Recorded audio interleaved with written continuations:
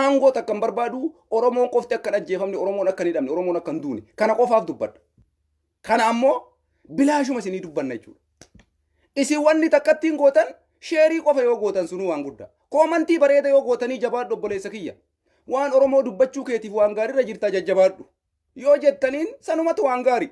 Lakki akkuma nu callifne callisuu qabda atis yoo jettan ammoo dubbiin Oromoo ima callifti jechuudha. Rakkoo guddaa bara. Dirqama nama waa gabbayee isinii dubbatu kana jajjabeessuun isinirra dirqama. Hin tuffatina. Abbaa fedhee yoo ta'e nama dhugaadhaan saba kana waa jedhu jajjabeessa hamilee itti hora. Waa mallaqan kafaltaniif jecha takkatti koomantii bareeda. Waan inni dubbatu jalaa poostii gootee jajjabeessuudha kuni birriin kafaltuuf Oromoodhaaf dubbata. Nama du'aa jiru tokko ilma Oromoo bakka akkasiitti du'e yoo siin jee waan gaarii sii dubbate. Zabana kana keessatti zabana sooshaal miidiyaan guddate addunyaan guddatte kanatti ukkaamsaa bara duraanii baroota mootummaa diktaatara abbaa irree bara waggaa 150 of duuba deebisee mootummaan amma ittiin biyya bulchuu barbaadu kun tasumallee waan ta'uu miti kun. Tasumallee kanuma isiniin jechuu barbaannaa amma immoo waan ajaa'ibaattu na mudate waan isin taariku. Ani amma akka kiyyatti Facebook kiyya sun hin beektanii Facebook Ahmad Kadir jedhu san kanaan dura baatii tokko adabbii qaba Ramadaana dura na adaban. Ji'a Ramadaana guutuu keessa Facebook kiyyan fayyadamne isin martuu ni beektanii barreeffama qofaa waa poostii godhuu ayyama naa godhanii saniin garatti laayivii seenuudhaaf ji'a tokko na adaban. Ramadaana baasee silaa guyyaa har'aa kana Facebook kiyyaan laayivii isinii dabarsa ture. Gaafa guyyaan sun jiini sun dhumatee guyyaa lama qofatti deebu adabbii ji'a lamaa dirgimnatti godhan. Maali jarana kana muluun ji'a lama si adamnee jirra guyyaa 60 naan jedhan. Allahu akbar maal jechuu? Tuma dhiise waan godhu takka illee hin qabu. Matamaa gadi maradhee akkuma isin argitan kanatti peejii qabaa peejima kanaan waan danda'e ergaa kiyya isinii dabarsa jedhee karoorfadhe. Ji'a lama qulqulluun narra jira amma adabbiin Facebook kiyyaan isinii dabarsuu hin danda'u ergaa takka garuu waa barreessuu waa poostii godhuu sanuu guyyaa sadii na adabanii poostima godhuu Eid Mubarak isiniin jechuu hin dandeenye Facebook kiyyaan guyyaa iidaa sana adabbii jala jira Facebook nama jala waa sheer godhuu hin danda'u waan takka poostiin godhu gaafa guyyaa iidaa san jechuu guyyaa sadii na adabanii amma kunoo Facebook kiyyaa waa poostii godhuu hin danda'a. Nama jala waa sheer godhuu hin danda'a garuu laayivii ji'a lama na gaafata kanaa ji'a lama eeguu qaba. Dalagama bilchiginnaati haa ta'u garuu wanni goonu hin jiru. Oromoodhaa dubbachuun agana muluu nu miidhee agana muluu jajjabinna guddan nurra jira isiniin jechuu barbaanneeti. Warri haaluma salphatti ilaaltanii dubbii nu dubbannu warri tuffachuu barbaaddan an adabbii ji'a lamaattuu narra jira osoo tuffatamee silaan adaban ture. Osoo jechi kiyya kun isaan biratti qunna garii qabaachuu baate silaan adabamu ture. Ji'a lamaa miti ji'a sadi qulqulluu walitti dhaabee namni nama adabu jiran. Ji'a sadi na adabanii bara. Ramadaana keessa baatii tokko ture amma ji'a lama qulqulluu natti kennan. Kuni maal jechuudha? Hin dubbatinii waa'ee Oromoo callisi afaan kee lugaamadhu taa'idha. Kana asumaan quba qabaatanii fi kanaafuu peejii kanaan akkana hordoftan kabajaadhaan isin gaafadha jechuudha xiqqoo isinii oo'aa. Dhiifama kaayoo akka distii illee isinitti koynu illee taate dhiifama nu godhaan hordofaa isiniin jenna. Amma gara ajandaa keenya dhufneefitti haaseenu. Duraan dursee uummanni Oromoon bal'aan baga jiraattan isiniin jedha. Baga fayyaa taatan isiniin jedha. Walii qooda waan isinii dabarsuu heddu kun waan qunna garii qabu. Jalqaba irratti Amboo urgee fi nageessa oddoo duubee irraa jalqabarra. Maaliif? Warroota jalqaba irratti Oromoo ganan keessa jara jalqabaati. Nageessa oddoo duubee Amboo urgee. Warra jalqaba irratti Jawaar Mohammad hidhamuu qaba. Jawaar Mohammad qaallittii galuu qaba. Jawaar Mohammad biyya diigaa jira. Jawaar Mohammad biyya sammataa akka garagalchaa jira jedhee Jawaar irratti duula banee Jawaar akka hidhamu halkanii guyyaa irriba dhabee dalagaa ture Amboo urgeeti.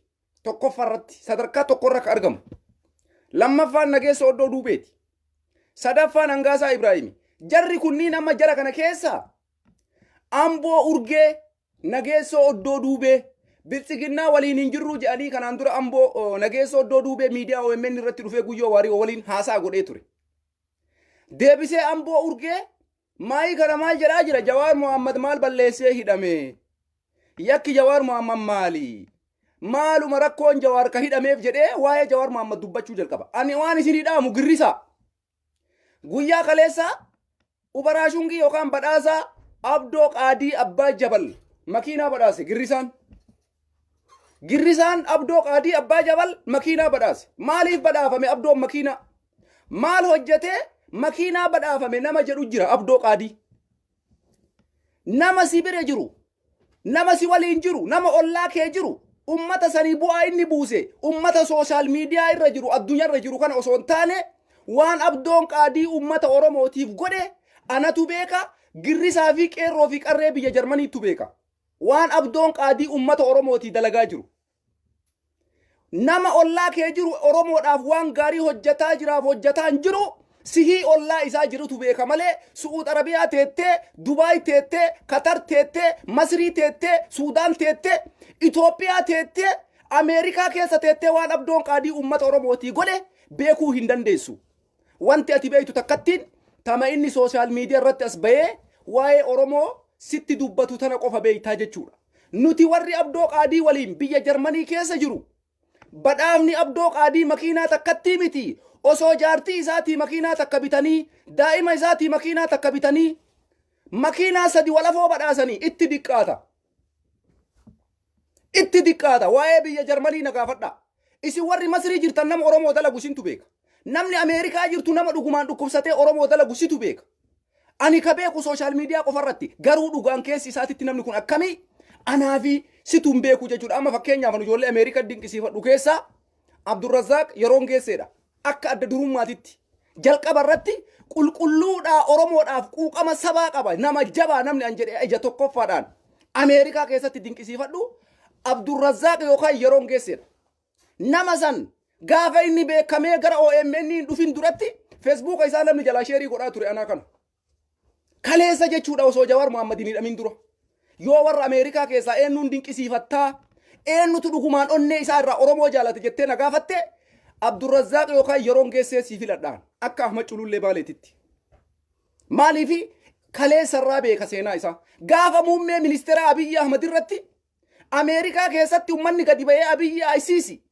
Abiyyi terrorist ummanni Amaaraa jedhuun yeroon geesseen adda ufii ummata Amaaraa ari'ee manatti galchee jechuudha gaafa sanirraa isa hordofaan gaafa sanirraa yeroon geessee jala deemee waan inni dubbatu jala poostii godhaa ture gaafa namni 200 isa hordofu gaafa namni 100 isa hordofu gaafa namni 50 isa hordofu anatu wallahi jala sheer godhaa ture kunoo rabbitu na beeka waggaa 2 dura jechuudha osoo Jawaar Muhammadin hidhamin kanaafu waa'ee abdoo qaadii nutu beeka ijoolleen Jarmanii jirru abdoon oromoodhaaf maal akka ta'e oromoodhaaf bu'aa akkamii akka buuse qeerroo biyya Jarmanii kophatti bilbilii gaafadhu nama dhugaan badhaafamuu qabu makiinaan takka itti diqqaata makiinaan kun nagariin qabdu jara na bar makiinaan kun nagariin qabdu ummata biyya Jarmanii dhiisi qeerroo biyya Jarmanii jechuun beektan isin qeerroo Jarman jechuun gaafa Jawaar Muhammad Jarmanii kana dhufe yoo gaafattan waan inni ta'e hubachuu dandeessan Jarmanii keessa waan jiru beektan isin hin beektan kanaafi makiinaan takkattiin abdoon badhaafame waan guddaa isiniif fakkaachuu dandeessi no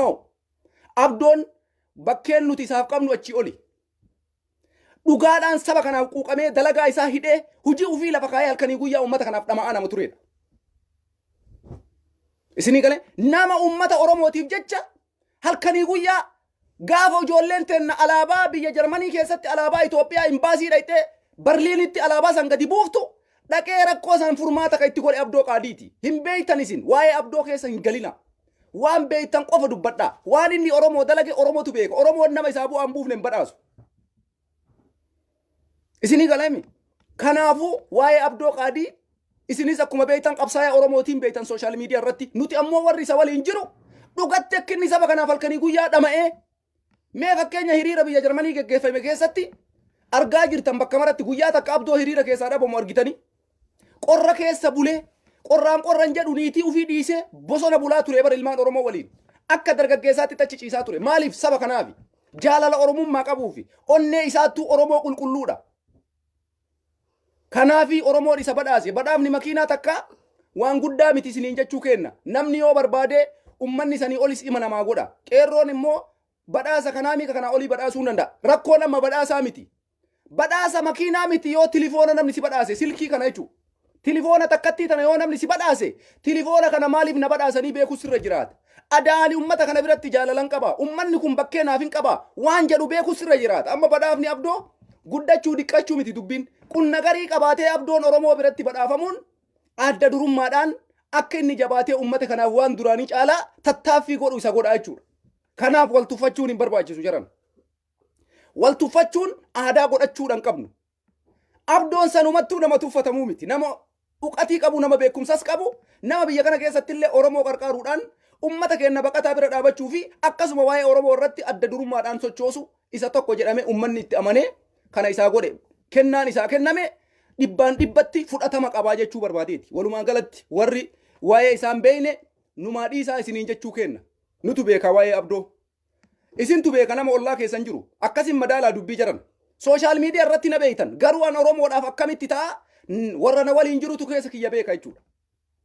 Isinis ammoo waa'ee Abdoo qaaliita sooshaal miidiyaa irratti beeytaniin alatti dhugaa isaa nu bira yoo nu bira nu gaafattan nu bira argattu jechuudha. Nama akkamii akka inni ta'e nutu isiniif hima. Osoo Abdoon nama badaa ta'e makiinaa badhaasuu miti. Wayita footoo isaa Facebook irratti poosti godhan X irra kennee dhiifnaa bara. X diimaa sana kana irra kennee bira kunnaa bara. Sinii gale kanaafi bakiina laalinaa qunnagariin isaa gurbaan kun badhaafamuun isaa maali waan jedhu sammuu keessan keessatti isin uumuu qaba. Waa'ee isaa irratti gala eega dubbadhe. Wanni amma waan kana kaaseef waa'ee Amboo urgee fi nageessoo oddoo duubee irraayi. Jarri kun amma kudaa kaleessa Abiyyi malee namni hin jiru. Abbichuu koo, goota koo, bareeda koo, si malee falli hin jiru. Jawaar hidhatti darbi. Jawaar dhabamsiisi. Daa'ud dhabamsiisi. Ebaluun dhabamsiisi. Maraaraa dhabamsiisi. Jedhaa ture Amboo urgee kun jechuudha. Har'a ammoo as deebi'ee Jawaar maa hidhame? Sila sheebiin isin qabu xiqqoo malee Jawaar maa hidhame? Jawaar maa hidhame? Kaleessa maa irratti duulte? Kaleessa hidhamu maa jette? Kaleessa akka hidhaan baane maa jette? Akkanas beeyyuu ajjeefamu jedhaan turre. Har'a eessaa dhuftee waa'ee Jawaar dubbatta Amboo urgee. Namni kaleessa takka jedhee ilmaan Oromoo keessa Abiyyi waliin dhaabatee Jawaar Muhammad akka hidhamu duula guddaa irratti bale ummata Amaaraa waliin Amboo urgeeti. Har'a ammoo namni akka isaa qabsaayaan hin jiru, ka akka isaa Jawaar jaalatu hin jiru, ka akka isaa waa'ee Oromoo dubbatu hin jiru. As bayeetiniin saala tokko malee ashaboodhaan ija dhiqatee waa'ee Jawaar Muhammad maa hidhamee dubbataa jechuudha. Ani waan ummata keenya dhaamuu barbaadu. Nageessoo oddoo duubeellee akkasuma. Ani har'a bilchiginnaa waliin jiru kaleessa wajji hojjedhe amma ammoo jara waliin hin jiru ka jedhu waan akkasii dubbata. Amma maaltu deemaa jira beeytanii? Jara kana warra akka Amboo urgee nageessoo oddoo duubee kana oppodii otuuyyuu humni isaanii jalaa kufee agarraan isin amma waa'ee Jawaar Muhammad irratti duula banaa jedhanii ergaa jiran jechuudha. Amboo urgee nageessoo oddoo duubee sa'aatii kanatti Abiyyi waliin jiran. Garuu maal barbaadu beeytanii? Akka kanaan dura wayita wayyaanee qeerroon lafee isaatiin humna isaatiin dhuka isaa itti cabee Abiyyi maasaraa seensise sanitti har'as nu fakkaachuu barbaadan. Kanaaf nageessoo oddoo duubee of keessaa nutti deebisanii akka inni nutti dhawaataan nutti siqu godhaa jiran. Amboo urgee akka inni dhawaataan nutti siqu godhaa jiran. Ganaa Hangaasaan Ibraahim dhufa. Ganaa Saaliyaan Saamii dhufti. Ganaa Jaafar Alii deebi'a. Oromoo bar isin gowwoomsuu deemaa jiranii. Sadaffaa isin cabsuu deemaa jiran. Anas irratti wanti isinii dhaamuu barbaadu. Amboon urgee Abiyyi waliin jira. Nageessoon oddoo duubee Abiyyi waliin jira. Hasaa'atii ammaa kanatti jechuudha. Garuu wanti isaan deemaafi jiran yoo dubbiin kun jabaatee akkanumaan kan itti fufu taate Oromoo gowwoomsuudhaaf deemaa jiran. Isinii galee waan takkatti isin waa takkan irraanfatina. Warrummaan kaleessa Jawaar haa badu. Yeroo sanillee wallaalle Amboo urgee hin beeka. Takka jedhee namni ummata Amaaraa waliin. Isinii galee Joonii Maanyaa waliin Jawaar haa hidhamu haa badu namni jedhee Amboo urgeeti. Har'a ammoo Jawaar haa hiikamu yakka maalii qaba? Badiin isaa maali? Oromoo qulqulluu ta'ee, jaal marroo dirribaa ta'ee, jaal sanyii ta'ee, jaal gullichoo ta'ee, Daawud Ibsaa ta'ee, Jawaar Muhammad ta'ee, qeerroo fi qarree Oromoo ta'ee wayita Amboon urgee dubbatu sheemiin akkana na qaben jiru waan akkas jala saalfadheen qabu'an. Waan akkas nama gaddisiisuun qabu'an. Asirratti wanta isinii dhaamuu barbaadu. Girrisaa jedhamee maqaan nutti baheemi. Nuti girrisaadha har'allee borillee. Wanni godhuun isinirra jiraatu takkattiin warra kaleessa Jawaar Muhammad irratti duulaa ture har'asitti ay deebuu barbaadu. Ufitti hin dabalin. Keessattuu warra mootummaa kana waliin aangoo qoodatuudhaan gara aangootiin mootummaa kana biraa waa argate osoo balaan rabbii bu'e nama takka ofitti hin kaleessina. Nageessoo oddoo duubee Amboo urgee Hangaasaa Ibraahim Saaliyaa Saamii Jaafar Alii warroota kumaatama jira ka ganaa dhufanii Oromootti as deebuudhaaf deemaa jiran. Kuni marti isaa yoo dhufe balaaleffadhaa. Abadan Oromoo hin nyaatamin hin salphatin yoo bilisoomne akkuma har'a mootummaa kana dura dhaabannetti girrisaan shanee jedhamnee ajjeefamaa jirra. Abbaa torbee jedhamnee ajjeefamaa jirra. Siigalee haadha torbee jedhamnee ajjeefamaa jirra. shanee qallabta jedhamnee ajjeefamaa jirra wayita har'a amboon urgee ay deebi'ee ummata keenya shawwaduudhaaf Abiyyi Ahmad addisuun araggaa harka garaa jalaatiin shimallis abdiisaa amboo urgee oromoo gowwoomsi jawaaraa kamu jedhi ati duula kaleessa jawaari rabbante ay gala galchiinuu irratti duula bani jedhaniini amboo urgee wayita ummata oromootitti as deebisan waan akkanaa kana eeggachuu isin barbaachisa girrisaan girrisaadha kaleessallee jara kana waliin hin qabsoofne nuti har'as qabsoo teenna ofitti hin daballu jara kana waraana adda bilisummaa oromoo bosonaa qabsaayaa jira nuti girrisaan keenna diyaaspooraan qeerroo fi qarreen biyya keessa jirtan akkanumatti warri har'a waliin turre kuni akkanumatti waliin zallaquun nurra jiraata jarana oromoo miiliyeena 50 keessa nama miiliyeena 10 oromoo qulqulluu har'a walitti hafte tanatu baqiidha bilisummaadhaaf bilisummaa dhugaa yoo ka barbaaddan taate walabummaa dhugaa yoo ka barbaaddan taate amboo urgee nun barbaachisu nageessoo oddoo duubee nun barbaachisu hangaasaa ibraahim nun barbaachisu saaliyaa saamii nun barbaachisu jaafar alii nun barbaachisu ana si barbaachisa falmataa ibroo si barbaachisa caffee raamis si barbaachisa yeroon geessee si barbaachisa ilmaan oromoo qulqulluu har'a saba keetiif iyyaa turte tanniin si barbaachisa malee warra oppodiyoo waliin fooqii keessa taa'ee hoteela keessa taa'ee fotoo OBN irratti bahee hirkatee sitti haasa'aa ture har'a deebitee waliin qabsotti seenna jennaan nyaatamtee jirta nyaatamuu keessaallee boollantalleetti awwaalamuu jirta sadaffaa awwaalamnaan hin kaatu oromoo hin kaatu abadan amma booda ummata miiliyeena 40 keessa miiliyeena 10 walitti haftee tanatu bilisoomuudha qaba haga dhumne haa dhumnu haga duune haa duunu rabbiilleen kadhataa jirra sini galee rabbittillee booyaa jirra yaa rabbi nu tumsii jechuu jirra yaa rabbi nu bira dhaabbadhu jechuu jirra yaa rabbi haqa qabnaa nuu jabaadhu jechuu jirra rabbii keenya kadhataa jirra girrisaa miiliyeenni 10 baqiidha maal goota dangaasaa irra maal goota amboo urgee irra maal goota nageessa oddoo duubee irra kaleessa zabana jawaar baammata caaluun du'u si biran dhaabanne har'a yeroo Abiyyi Ahmad kokkee qabdii addunyaan Abiyyi Ahmad filannoon hin jiru filannoon ati gootu hin jiru jedhee Ameerikaan kokkee isa qabee wayita Abiyyi Ahmad asiin jalmarroon shoror keessaa jiru wayita Abiyyi asiin waraana Tigraay shoror keessaa jedhu Ameerikaan Abiyyiidhaan shoror keessaa yeroo jettutti ati amboo urgee ofitti dabaltee bilisummaa barbaadda nageessa oddoo duubee ofitti dabaltee bilisummaa barbaadda ani isin waliin hin jiru abadan yoo isin jara kana jala ka deemtan taate isinumattu gabrummaa filate hin deemin abbaa feete jala duuti nurratti waajiba jaran duuti karaa kenna waajiba duuti sunnaayyuu miti duuti waajiba abbaa torbee jedhamii du'i haadha torbee jedhamii du'i shanee jedhamii du'i oromoodhaaf duute seenaan si yaadata akkanatti nafnu bar maal taatan isin wayyaanee waggaa 27 nu fixaa baate akkasitti hin teenne hin deemte Abiyyi Ahmad waggaa 3 kana nu fixaa ba'e hin deema kanaafuu maasii godha hangaasaan maasii godha amboon urgee of hin gowwoomsin lakki ilma oromooti waan balleesserraa barate as deebi'e no beekee dalage wallaalummaaf hin goone kaleessa amboon urgee nageessa oddoo duubee wallaaleetii miti wayita kaleessa Abiyyi dabalamu aangoo barbaachetti dabalame birrii barbaachetti dabalame oromoo salphisuuf itti dabalame oromoo cabsuuf itti dabalame har'allee Abiyyiin rakkatee agarraan Abiyyiin salphatee agarraan Abiyyi addunyaan dura dhaabattee agarraan jara kanaan maal godhan kanallee bara amma Abiyyitu godhe ufin gowwoomsina oromoo amboo urgee akka inni jawaariif gadi bahee dubbatu namni godhe Addisuu Araggaati obbo Taayyee Danda'aati qabadha nageessoo oddoo duubee biltsiginnaa waliin hin jiru akka inni jedhu ka godhe Taayyee Danda'aa Areedooti Addisuu Araggaati shimallis abdiisaati oromoon ammoo lakki jalaa garagaluu jammale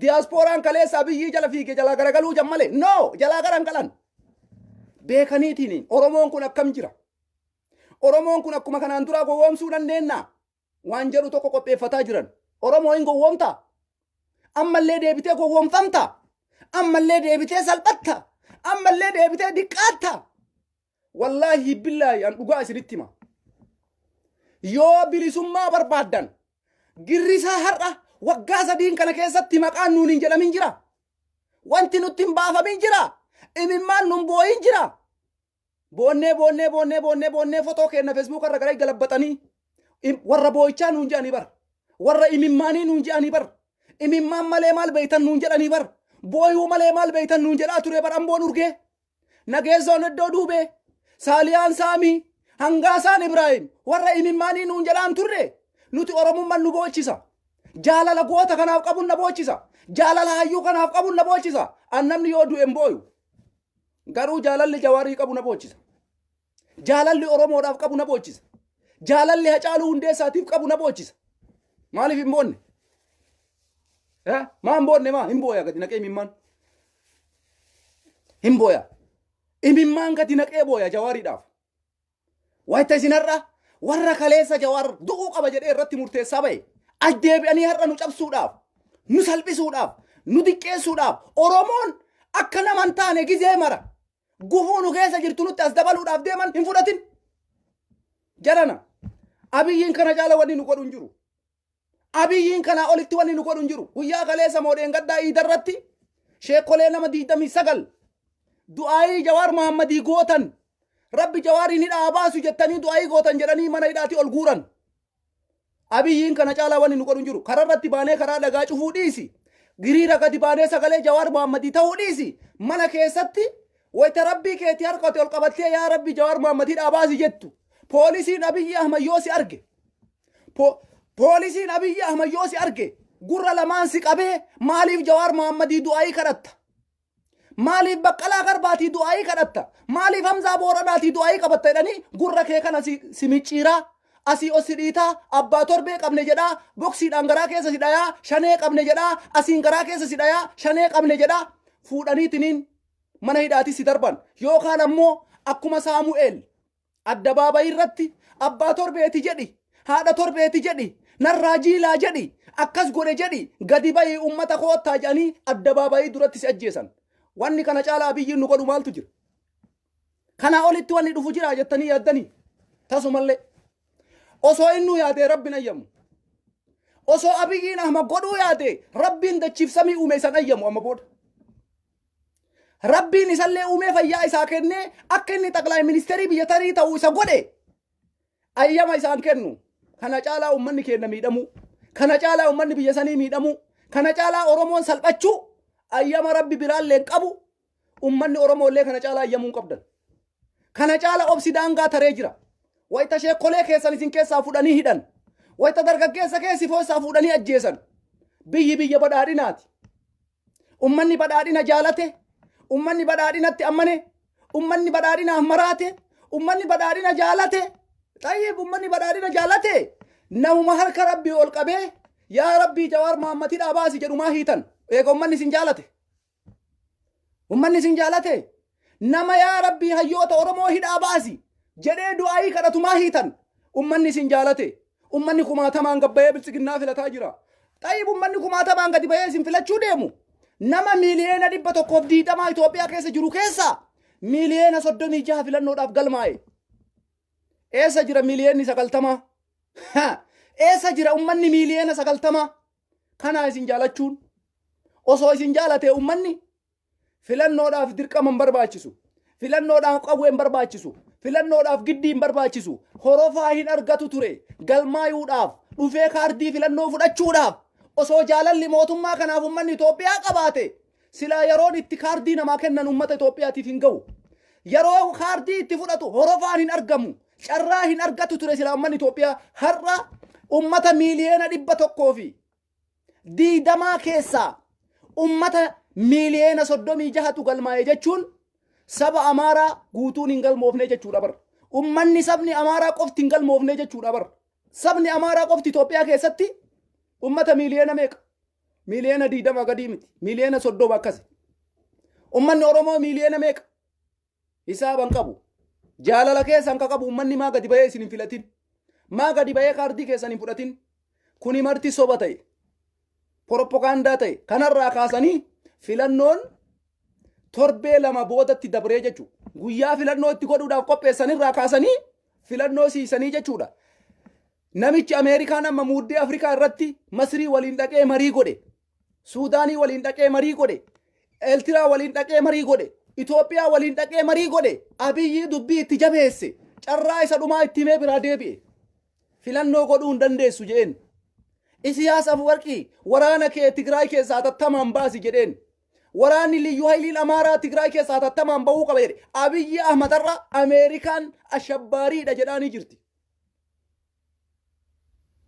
Abiyyi Ahmad Ameerikaanarra shororkeessaadha jedhaanii jirti. Inni ammoo paarlaamaa shororkeessaa qabatee paarlaamaa seeraan qabne qabatee biyya san keessatti waraanni adda bilisummaa Oromoo shororkeessaadha. Waraanni Tigraay shororkeessaadha jedha. Addunyaan ammoo kan inni jedhu kana dhiiftee ati mataan kee shororkeessaadha jetteen. Filannoon takka filannoon ati gootu hin jiru. Filannoon ati geggeessitu hin jiru. Yoo filannoo kana dhaabuu baatte rakkoo cimatti dhufa. Wanni godhuu dandeettullee hin jiru. Ummata biyya sanii osoo ummanni sin jaalanne dirqamaan diktaatara nugusa jedhanii abiyyiidhaan. Addunyaan abiyyiidhaan nugusa torbaffaa jetteen akkuma inni jedhe san. Nama filannootti amanne, nama mariitti amanne, nama qawweetti amanu nugusa jetteeni itti barreessite jechuudha Ameerikaan. Kana caalaa wanni barbaadan hin jiru. Kanaafi amma falli takkatti nafte maali? Ummata keenna maal jedhan beeytu? Maal jedha beeytu? Hangaasaan Ibraahim, Mustafaan Jaarraa maal jedhu? Abiyyi Ahmad akkas isinii godhe. Amantii muslimaa akkana godhe. Akkana isin ayyamsiise. Kana isin ayyamsiise. Akka isin salaattan isin ayyamsiise. Maarree kana kaleessa kabajaa goonee fi bara biyyi. Gaafa inni amantii muslimaatii waan san godhe kabajaa goonee fi jirra. Galateeffannee jirra. Waan kana hunda galatoomi jenneenii jirra. Maa nuu goote namni jedheen hin jiru. Maa kana goote namni isaan jedheen hin jiru. Isatuu jijjiirame. Isatuu bakka sanii jijjiirame. Isatuu bakka san hin jirre. Osoo Abiyyiin Ahmad akka kaleessaati jiraate wanni nu iyyisiisu hin jiru bar. Abiyyiin Ahmad mataa isaatii waan dubbate qabaa bar. Matama isaatii waan dubbate qabaa bar. Ani biyya kana keessatti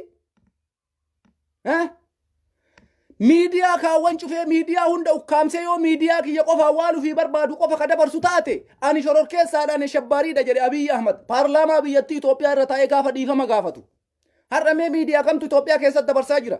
Gaazexanyaa kamtu Itoophiyaa keessatti jecha takka dubbachuu danda'a. Gaazexanyaan addunyaa Reuters, ka BBC, ka Aljazeera lubbuudhaaf Itoophiyaa keessa seenanii rakkoo Itoophiyaan keessa jirtu gabaasuu hin danda'an. Abiyyi waan kaleessa afaan isaatiin dubbate hunda hojirra oolchee jechuudha. Ani yoo miidiyaa kiyya qofaan waan ofii barbaadu qofa ka dabarsu taate ana shabbaariidha ka jedhe Abiyyiidha. Achi jala deebi'aa laala yaa ummata Oromoo yoo ka nuti sobnu taate waan Abiyyiin kaleessa jedhe yaadachuus hin barbaachisa. Nuti gaafa Abiyyiin amantii muslimaatiif beekamtii kennee amantii muslimaa waggaa sadi keessatti jijjiiramtu akka hin jijjiiramne walqixxummaan amantii haa dhufu jedhee nuu fide galatoomi. Ulfaadhuu jenneenii kabajaa isaan malu isaa goonee fi tokkummaadhaan isa waliin dhaabataa turre. Hayyuun keenna Jawaar Mohammad ani raddaatii keeti, ati shufeera kiyya, ati nu ceesisaadha, nuti si jala deemna jedheenii waadaa seeneefii ture. Har'a Jawaar Mohammad eessa jira? Eessa jira? Raddaatii Abiyyi Ahmad ufiin jedhaa ture. Eessa jira Jawaararra? Hin jiruu jechuudha. Ukkaanfamee mana hidhaa jira. Ummanni Oromoo eessa jira? Akka jiru mana hidhaa jira jechuudha. Har'a biyya san keessatti waraanni adda bilisummaa Oromoo dubbachuu hin danda'u. Eessa jira? Abbaa torbee jedhamee ajjeefamaa jira Oromoon. Shanee jedhamee ajjeefamaa jira Oromoon. Kana keessatti wayita isin waan Abiyyiin kaleessa godhe waa'ee amantii muslimaa irratti bakka amantii akkasitti salaatuu godhe kanuma qofa maal laaltan isin? Rakkoo inni har'a uummata keenya godhaa jiru kun isinitti maa mul'anne? Nuti hin beeknaa bar waan isin haasoftan kana maraayyuu. Waan Abiyyiin uummata muslimaatii godhe hin beekna. Waan Abiyyiin uummata Oromootii godhe hin beekna. Wallaalleetii miti. Garuu sa'aatii kanatti Abiyyiin maal godhaa jira? Abbaa torbeeti jedhee hin ajjeefne mucaaleen gadda. Shaneedha jedhee uummata keenya fixaan jiru. Waraana adda bilisummaa Oromoo Abiyyiin wanni walitti buusu maaltu jira? Tayyib. Abiyyiin Oromoo bilisoomsuudhaaf qabsaaya. Shimallis Abdiisaa Oromoo bilisoomsuudhaaf qabsaaya. Taayyeen Danda'a Oromoo bilisoomsuudhaaf qabsaaya. Maarree wanni jalmarroof Abiyyi walitti buusu maaltu jira? Wanni Jawaar Mohammadii fi Abiyyi walitti buusu maaltu jira? Eega jarri lamaanuu Oromoodhaaf ka qabsaa'an taate wannummaan jara kana walitti buusu mee maali jettanis? Sabni rakkoommaan jaraa maaltu jira? Mee kanuma naaf hima. Abiyyiinis ilma Oromooti. Jalmarroonis ilma Oromooti. Jawaaris ilma Oromooti. Baqqalaanis ilma Oromooti. Hundi isaaniitu Oromiyaa bilisoomsuudhaaf qabsaa'u jenne. Akkana moo akkanaa miti? Tayyib. Maali kaa rakkoon Abiyyiin Ahmad Jawaar hidhuuf? Maali kaa rakkoon Abiyyi Ahmad Daawud Ibsaa hidhuuf? Maali kaa rakkoon Abiyyi Ahmad jalmarroo dirribaa irratti waraana banuuf? Maali rakkoon Abiyyi Ahmad maqaa shanee jedhuun uummata keenya ajjeesuuf? Maali rakkoon Abiyyi Ahmad abbaa torbeeti jedhee uummata keenya ajjeesuuf? Sababa kana naa deebisuu dandeettu? Waan kana natti himuu dandeettu? Eega Abiyyiin Oromoodhaa dalage, eega Abiyyiin Oromoo ta'e, eega Abiyyiinis Oromoo bilisoomsuudhaaf hojjete, sabboonaan Oromoo maaliif du'a? Qabsaayaan Oromoo maaliif du'a? Hayyuun Oromoo maaliif hidhama? Abbarsiisaan Oromoo maaliif hidhama? Barattoonni Oromoo maaliif hidhamti? Eessa jira haadha Muhammad Diksiisoo? Eessa jira? Firii Jawaar Muhammad jechuun nama halaayiti biyya san keessatti. Justice for Hacaaluu Hundeessaa jechuun nasbee si gaafata. Nasbee si gaafata. Siigalee kanaafi nuti har'a booyaa jirra. Garuu guyyaan isin boottan illee dhufa. Wallahi dhugaa isinitti himaa. Har'a nutu booyaa jira. Har'a nutu abbaa imimmaaniiti. Har'a nutu ajjeefamaa jira. Har'a nutu hidhamaa jira. Har'a nutu maqaa tobbaa torbeetiin ajjeefamaa jira. Har'a nutu maqaa shanee abaa'oo shaneetiin ajjeefamaa jira. Boru garuu carraan har'a nu mudate kuni Shimallis Abdiisaa ni mudata. Abiyyi Ahmad ni mudata. Addisuu Araggaa ni mudata. Taayyee Danda'aa ni mudata. Hangaasaa Ibraahim ni mudata. Hunda keessan turiidhaa fi allaattii duuti lafa jedhan. Waggaa 10 bulchaa, 11 bulchaa, 20 bulchaa, 30 bulchaa, 40 bulchaa, 50 bulchaa, 60 bulchaa. Akirri akira jedhanii bire. Akirri akira. Akirri akira. Guyyaan tokkon dhufa guyyaan akka nu boonne kanatti isinillee boottan. Guyyaan tokkon dhufa guyyaan akka isin har'a abaa'oo shaneeti jettanii ummata kenna. Ati abbaa torbeeti jettanii ummata kenna irratti waan hin taane dalaydan kuni guyyaan tokko guyyaan isin irratti waan akkanaa dalagamullee fagoo hin jiru. Rabbiin abbo lubbuu nu qusatee osoo lubbuudhaan jirru akira keessan nu agarsiisu. Wanni nu kadhannu tanuma bilchiginaa. Wanti nuti kadhannu kanuma. Amma isa dhumaa irratti ergaan ummata kennaa qabu maali? Ummanni Oromoo waa takkan dogoggoriin. Warra qaleessa mootummaa kana waliin kubzaa yookaan guyyaa takkatti bishaan asiira Taayyee Danda'aa waliin dhuge ofitti hin kaleessina. Anatu isiniin jedhe. Jarra kanan ganu jarri kun osoo wanni fuudhe galee warri Abiyyi irraa mindeeffame Abiyyi Ahmad hin ganu hin dogoggorina. Amboo urgee nageessoo iddoo duubee Abiyyi hin ganani osoo waan fedhe ta'e. Oromoo gowwoomsuudhaaf deebi'aa jiranii. Nu keessa seenaniitiniin informeeshina girrisaa keessaa baasanii Taayyee kennuudhaaf. Amboo urgee amma nam tokko gowwaan dhaqee waliin haasaa. Maal abboo ati kaleessa Jawaar irratti duulaa turte har'a maaltu isi deebise? Lakki abboon kaleessa dogoggoraan irratti duule. Har'as deebi'ee jira rakkoo kiyyarraa baradhee ja'an. Ima amana achi booda maal godha? Informeeshina fuudhee waa'ee girrisaa gixximitti godha. Waa'ee girrisaa gixximitti godha. Waa'ee waraana bilisummaa Oromoo gixximitti godha. Kana barbaacha warroota akka Amboo urgee warroota akka nageessoo iddoo duubee Oromoo fakkeessuudhaaf nutti as deebisaa jiran. Dubbii barbaadan, informeeshina barbaadan. Siigalee ummanni Oromoo kun miskiina. Garaan kenna fayyaalessa. Kanaafin ajandaa nu keessaa barbaaduudhaaf waan Oromoon itti jiru qabsoo Oromoon itti jiru kana fuudhanii Taayyee biraan ga'uuf fuudhanii mootummaa biraan ga'uudhaaf warri akka Amboo urgee nageessoo iddoo duubee kuni duula mootummaa irratti banan. Amboo urgee Jawaaraa hiikamu jira. Maal barbaadeeti beektanii? Dubbii isinirraa barbaada. Akka nama Jawaar Muhammadii qabsaa'uu fakkaatee informeeshina fuudhee Abiyyi kennuu barbaada waa'ee oboo irratti. Informeeshina fuudhee Taayyee Danda'aatii kennuu barbaada ijoollee Oromoo qabsooftuu irratti. Isinii galee dubbiin amma ajandaa akkanaa kana dalaguu deebi. Abiyyiin isa dhumaa irratti kallattii maraan yaalee kallattii maraan mokkoree dadhabnaan kottaa Xayyiib Jawaar Muhammadaa hiikamu jedhaa duula banaa jeen ayyama kennee warra akka Amboo urgee kanaaf. Maal barbaadan beektu? Oromoo keessaa waa barbaadan. Biyya keessaa nama waraana adda bilisummaa Oromootiin walitti salsalanni jiru kana Amboo urgee kun fuudhee akka Taayyee biraan ga'uu barbaadan. Akka yaada isaaniitii barkun. Kanaaf Oromoon uf eeggannoo cimaa si barbaachisa. Yeroo kanatti akka Haaji Aadam Saaddoon gizee ta'uu qabnu amma. Gizeen Haaji Aadam Saaddoo taatan amma. Mistira waraqaa nyaatee liqimseemi. Yeroon amma akkasi. Yeroon amma yeroo wal basaaf nu taree jira. Yeroo wal basaaf nu taree jirra yeroo lubbuu keenya itti kenninu amma. Yeroo wareegamneetiniin galmee gootota kaleessaa keessa gallu malee yeroo har'a mootummaa kanaaf informeeshina kenninee eenyutu qaama mootummaa keessaa waraana adda bilisummaa waliin kontaaktii qaba. Eenyutu qaama mootummaa keessaa waraana adda bilisummaa Oromoo waliin hojjeta. Kana barbaacha mootummaan kuni warra kaleessa hayyuu Oromoo adda durummaadhaan nama guyyaa takka dharan dubbatin nama guyyaa takka biyya Itoophiyaa saniif sharrii yaadin nama biyya saniif karaan nagayaa malee hin barbaachisu. Qawween nu barbaachisu. Nagaya nu barbaachisa. Dimokiraasii nu barbaachisa. Filannoo walabaa nu barbaachisa. Jedhaa ture duula warri irratti bane warra irra deebi'aa hiikamu jedhu kuni ajandaa nu keessaa fuudhuu barbaadan. Girrisaan warra kaleessa bilchiginnaa ta'e tokkocha isaan amaniin. Tokkocha. Bilisummaan sitti haa hafu. Bilisummaan isin argattan takka illee hin jiru nageessoo iddoo duubee amantanii jennaan.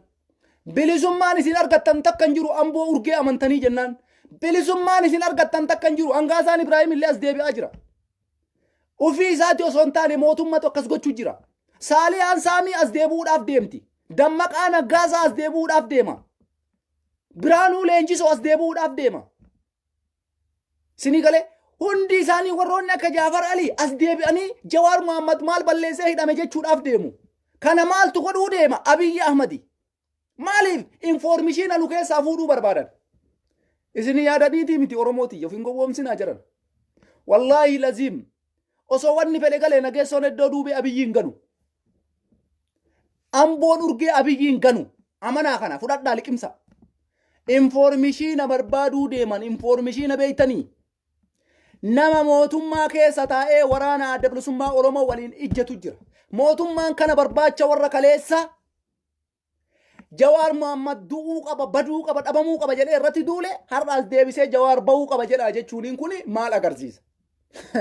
Waan ajaa'ibaati bara.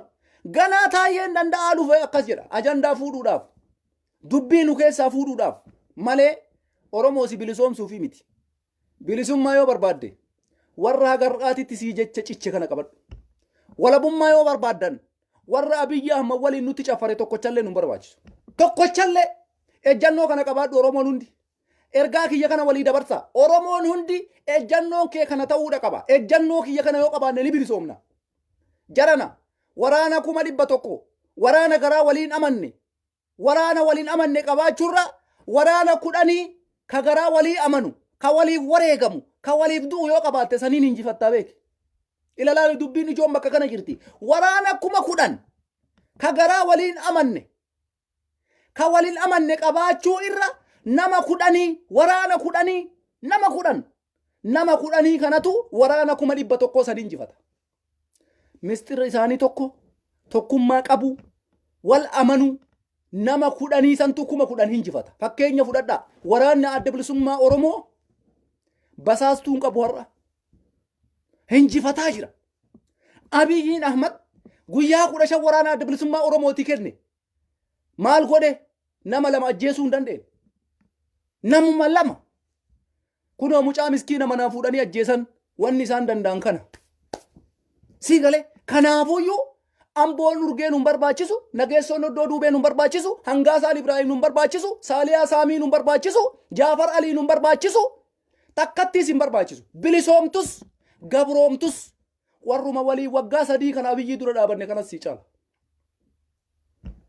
Gaafa san ammoo dhugaan bilisoomta. Kaleessa maaltu nu salphise beeytu? Oppodiyoo amanuutu nu salphise bara. Lammaa Magarsaa amanuutu nu salphise bara. Maali Oromoo jijjiirama kana isintu fidee bara. Hinjifannoo kana isintu fidee bara. Osoo Abiyyiin abbaa torbeeti jedhee nu ajjeesa. Abaa Oshaneeti jedhee nu ajjeesaa beeyne nuti oppodiyootti namannu ture. Lammaa Magarsaatiitti namannu ture. Lammaa meeteeshi xayyibeessa jira lammaa Magarsaa. Kanaaf har'allee oppodiyoo waan kaleessa baratte san dalaguudhaaf deemti. Ummanni kun waaf jedhee lakki abboo Amboon as deebi'e. Abboo Hangaasaan as deebi'e. Jaafar Ali as deebi'e. Nageessoon iddoo duubee as deebi'e. Biraanuu Leenjisoo as deebi'e. Koloneel Abbabeen Garasuu as deebi'e. Lakki Abiyyiin kufee jira jettanii informeeshina jara kanatti dirgim gaafa kana deebi'anii isin dha'uu deemu jechuudha. Abadan irraanfadha. Jara kana akka maashina huccuu nyaatee tufuutitti onnee keessaa baasaa tufa. Warra Abiyyiidhaaf ergamaa ture hunda isaa. Abadan ofitti hin dabalin. Ani kanaan dura dubbadhee ture. Affeerraa miidiyaa irratti affeeramanii yoo dubbatan sanumaayyuu warra akka nageessoo iddoo duubee kana osoo hin taane qondaalota ol'aanaa warroota akka Taayyee warroota akka Addisuu yoo OMN irratti dhufanii dubbatan rakkoon qabu. Garuu nageessoo iddoo duubee deebisee ijoollee warra akka urgee Amboo kana fa'aa warroota akka Hangaasaa kanneen affeeruun hin barbaachisu OMN hin jarana. Wanti ergaa isaan kun nuu dabarsan hin jiru. Abiyyiin akka godheen ari'ee akkana na godhe maal barbaachisa kun? No. Kana tapha ijoolleen taphatina. Miidiyaan OMN miidiyaa qabsooti. Miidiyaan OMN dhiiga qabsaa'otaatiin ijaarame. Lafee ilmaan Oromoo diyaaspooraa fi baqattoota ta'e biyya Arabaatiin ijaarame. Kanaaf miidiyaan kun waa'ee saba kanaa qofa dubbata. Ergaa saba kana qofaaf dabarsa. Bakka rakkoon Oromoo jirtu dhaqee qoratee dabarsa. Kanaaf hin barbaannu waan akkasii sanniin. Barumsi nuti Hangaasaa Ibraahim irraa fudhannu takka hin jiru. Ergaan nuti Saaliyaan Saamii OMN irra dhuftee nuu dabarsitu takka illee hin jiru. Wanni isin barbaadan takka hin jiru. Yoo ergaa barbaadan waraana adda bilisummaa Oromoo barbaadi affeeri. Yoo sitti tole. Hayyoota Oromoo affeeri yoo sitti tole. Saniin gara kaanitti Hangaasaa fiddee, Jaafar Alii fiddee, Nageessoo Oddoo Duubee fiddee maafii faayidaa? Bu'aa takkatti hin qabu Oromoodhaaf. Nothing. Namni baay'inaan yoo isin ilaaluu barbaadan carraan isin qabdan san qofa. Waliigalatti Oromoodhaa bu'aa buusuu yoo barbaadde hayyoota Oromoo affeeri. Warra har'a qabsoo saba kanaatiif wareegamaa jiru jecha takka yoo dubbate isa affeeri. Saniin gara kaanitti Hangaasaa fiddee, Jaafar Alii fiddee, Nageessoo Oddoo Duubee fiddee, Maarree fiddee nuuf bu'aa takka illee hin qabu. Ergaan isaan nuu dabarsan illee hin jiru. Kana warri miidiyaallee sirriitti osoo jabaattanii waan akkanaa kanarraa qusattanii gaariidha. Qondaalota gugurdaa maal rakkoo hin qabu. Warra aangoo qaban akka Taayyee yaani warra biyya sanitti dubbi himaa akkasii akka Addisuu Araggaa kana maaliif Oromoo ajjeeftanii isin ilmaan Oromootii maaliif furmaatan goone mariidhaan waan akkanaa rakkoo hin qabu. Seenaadhaaf ol kaayama gaafa tokko. Jecha inni dubbate kana barreeffamee seenaaf kaayama. Sagalee isaatiin seenaaf kaayama. Saniin gara kaanitti aktiivistii kaleessa qoonqoo ofii barbaaduudhaaf, hoteela barbaaduudhaaf, aangoo barbaaduudhaaf Abiyyi dabalame yoo Abiyyiin irra lakki kalassi ga'e jedheen fuutanii nutti hin fidina. Fuutanii nutti hin fidina. OMN irratti keessattuu iyyuu waan akkanaa hin fidina. Hin barbaachisu. Wallaahi dhugaa isinitti himaan hin barbaachisu. Kanaaf wanti jabeeffamuu qabu kanuma. Ummanni Oromoo tokkummaa jabeessa. Warrummaan irra waliin jiru kun bilisummaalleen akkasuma dhufti.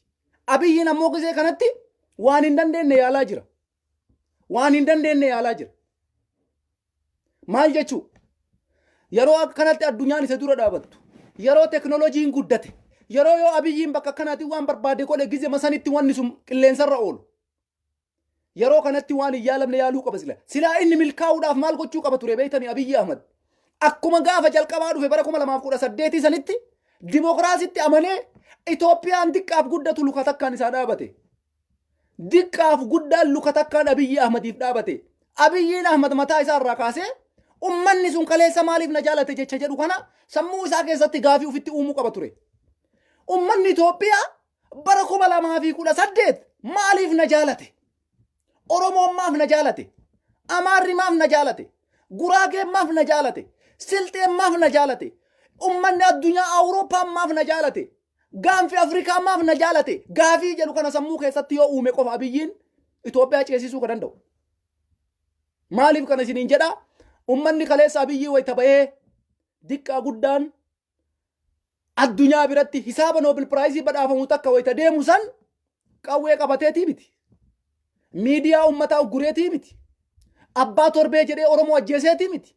Abbaa Oshanee jedhee Oromoo ajjeeseetii miti. Juntaa jedhee uummata Tigraay ajjeeseetii miti. Ati shororkeessaadha jedhee uummata ajjeeseetii miti. No! Tokkummaadhaaf jaalalaan jedhe. Maddammarinnaa maddamaamar jedhe. Ashannaa fi hizbinoo jedhe. Injifataan uummata Itoophiyaati jedhe. Akkamitti jennaan jaalalaan jedhe. Tokkummaadhaan jedhe. Qawweedhaan hin jenne. Dogoggorina. Qawweedhaan hin jenne. Jecha kaleessa Abiyyiin Ahmad jedhe yaadadhu yaa bilchiginnaa. Abiyyiin kaleessa ka jedhe injifataan uummata Itoophiyaati jedhe. Akkamitti jennaan jaalalaan jedhe. Wal dhagahuudhaan. Maddammaxinnaa maddamaamat jedhe. Wal dhagahuu fi wal dhageeffachuudhaan jedhe. Gaanfa Afrikaas ni jijjiirra jedhe. Dhaqee badhaasa Noobel Piraayizii addunyaarraa fudhate. Qawweedhaan hin fudhanne. Qawween hin fudhanne Abiyyiin badhaasa Noobilii. Ummanni Itoophiyaa qawweedhaaf isan jaalanne. Ummanni Oromoo qawweedhaaf isan jaalanne. Waan inni Abaa Oshaneeti jedhee jaa'utu gureef isan jaalanne. Waan inni jaalala faarseef isa jaalanne. Waan inni tokkummaa faarseef isa jaalanne. Waan inni nammadha jedheef isa jaalanne. Siigalee hundi keenya luka takkaan dhaabanneefi miila takkaan dhaabanneefi jaalala kaleessa ummanni Itoophiyaa isaa qabuufi jaalala irra ummanni Itoophiyaa isaa qabu wal bira qabee osoo madaalee edana aangoo isaa gadhiisa Abiyyi Ahmad. Edana halkan kanan bulu ture. Siigalaa miti. Bara 2018 jaalala ummanni Itoophiyaa isaa kenne viidiyoo gadi yaasuu dandeessa. Kilaashii takka dhukaaseetii mi Abiyyiin. Siigalee. Kilaashii takka dhukaaseetii miti. Yeroo san akkasii jaallatameef. Jawaar hidheetii miti. Hacaaluu ajjeeseetii miti. Ummata Tigraayitti dhukaasee qawweedhaan Tigraay rashaneetii miti. ati shaneedha ati abbaa torbeeti jedhee addabaabaa irratti nama ajjeeseeti miti. Ati abbaa torbeeti walitti hidhata qabda. Ati shororkeessaadha ati abbaa shaneetii miti jedhee uummata ajjeeseeti miti. Jaalala uummataa kennetu jaalala isaa kenne. Har'a dirqamaan jaalala fudhachuu hin danda'u. Jaalala qawweedhaan fudhachuu hin danda'u.